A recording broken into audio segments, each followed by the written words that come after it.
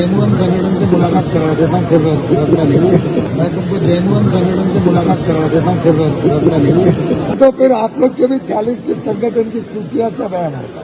ज्यादा मुंह मत खुलवाए। नमस्कार दोस्तों, नव वर्ष के बधाई संदेशों से हटकर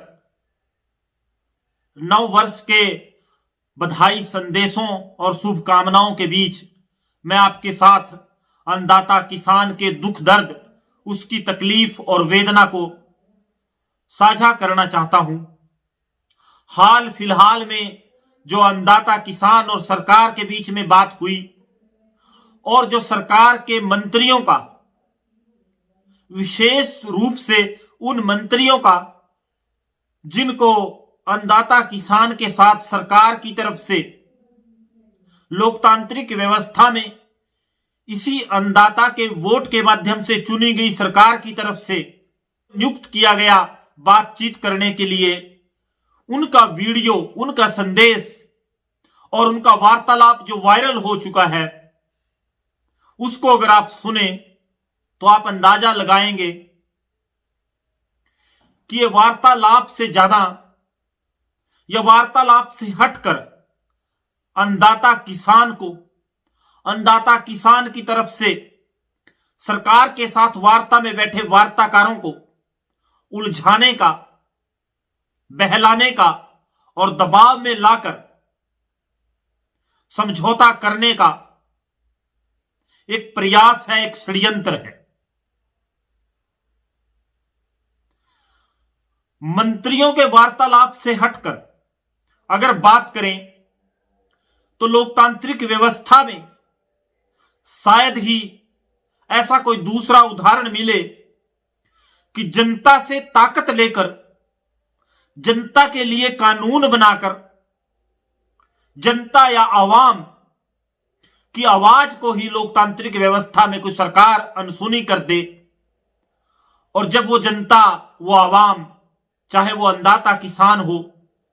आंदोलन के माध्यम से उस सरकार को चेताना चाहे, यह बताकर समझाना चाहे कि आपके ये कानून जो आपने बनाए या आपने अपने नौकरशाह की सलाह पर बनाए,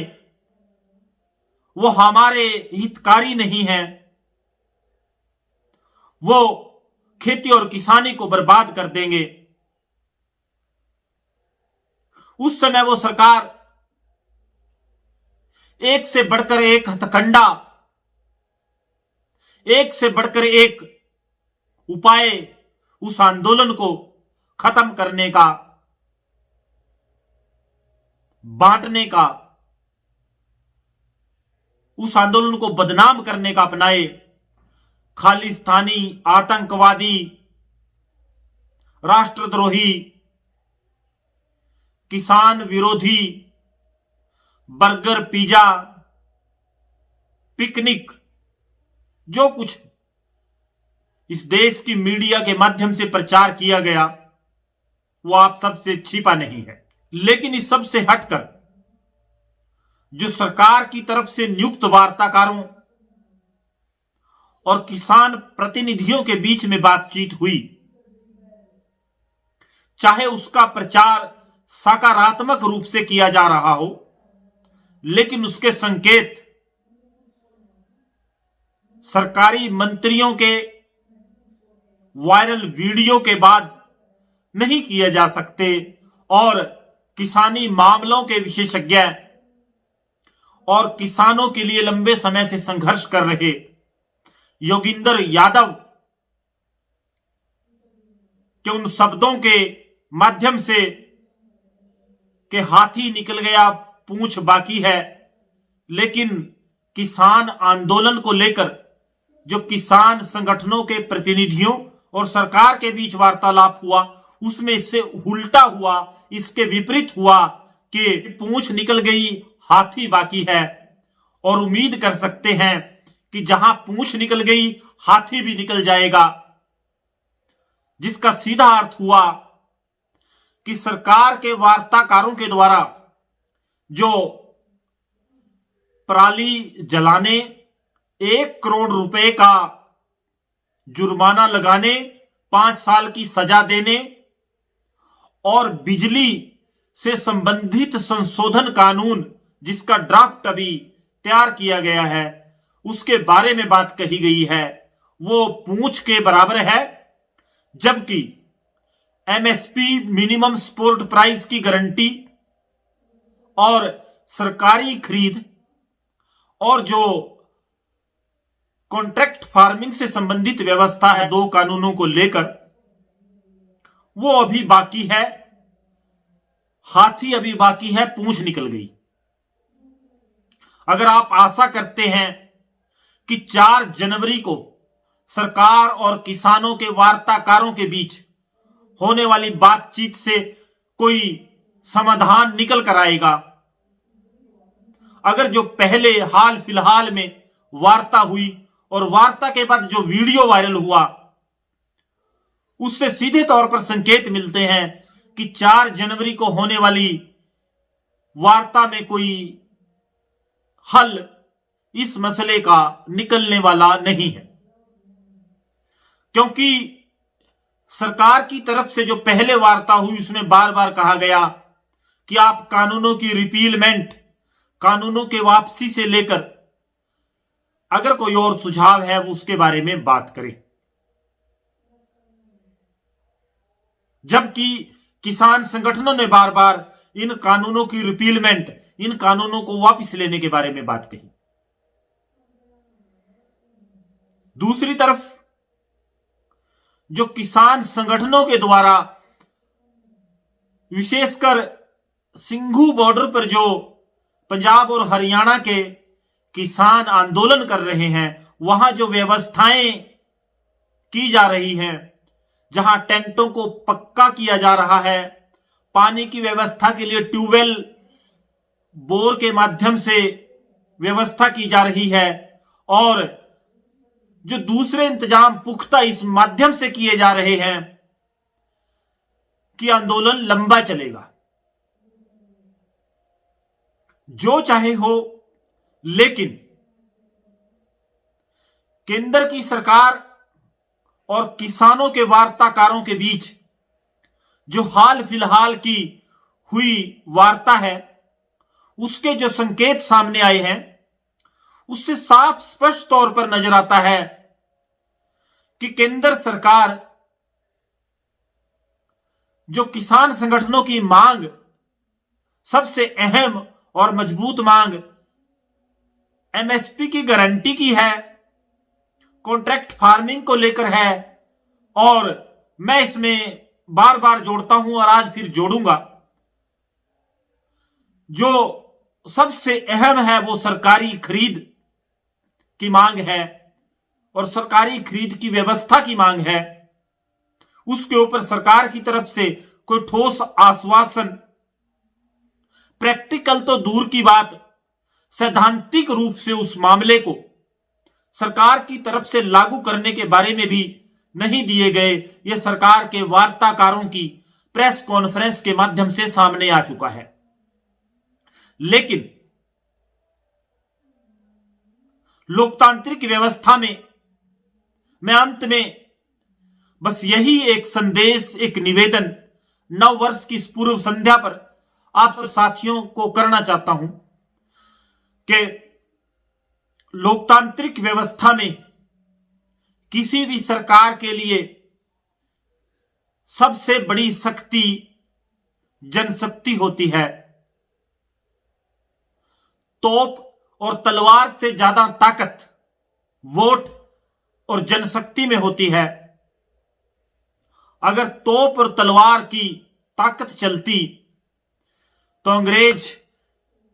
शायद इस देश को कभी छोड़कर न जाते, लेकिन जनशक्ति के सामने तोप और तलवार की ताकत को झुकना पड़ता है। इतिहास इस बात का गवाह है